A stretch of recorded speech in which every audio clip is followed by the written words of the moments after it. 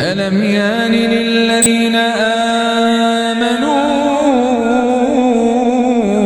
أن تخشع قلوبهم لذكر الله وما نزل من الحق ولا يكونوا كالذين أوتوا الكتاب من قبل فطال عليهم الأمد فقست قلوبهم وكثير منهم فاسقون.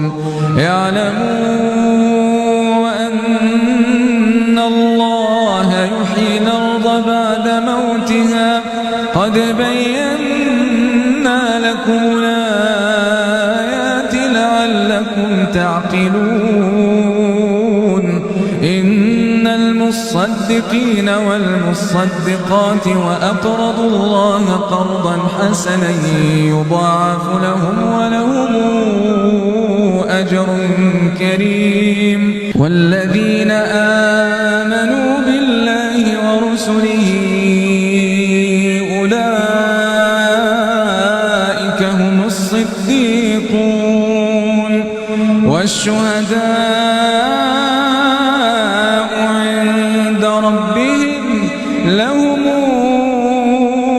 أجرهم ونورهم. والذين كفروا وكذبوا بآياتنا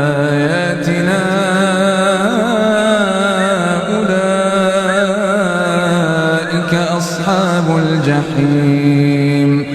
اعلموا أنما الحياة الدنيا لعب وله وزينة وتفاخر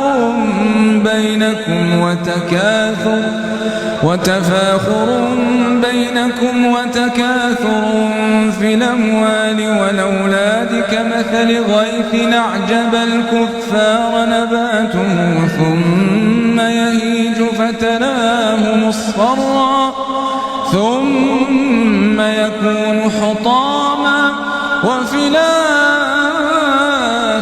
عذاب شديد ومغفرة من الله ورضوان وما الحياة الدنيا إلا متاع الغرور. سابقوا إلى مغفرة من ربكم وجنة عرضها كعرض السماء والأرض أعدت للذين آمنوا بالله ورسله ذلك فضل الله يؤتيه من يشاء الله ذو الفضل العظيم.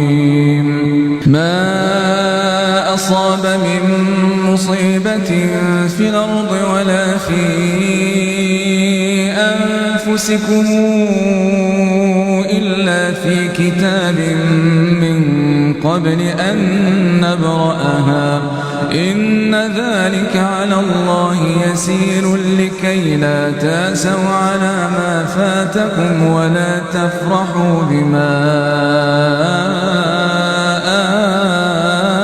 آتاكم والله لا يحب كل مختال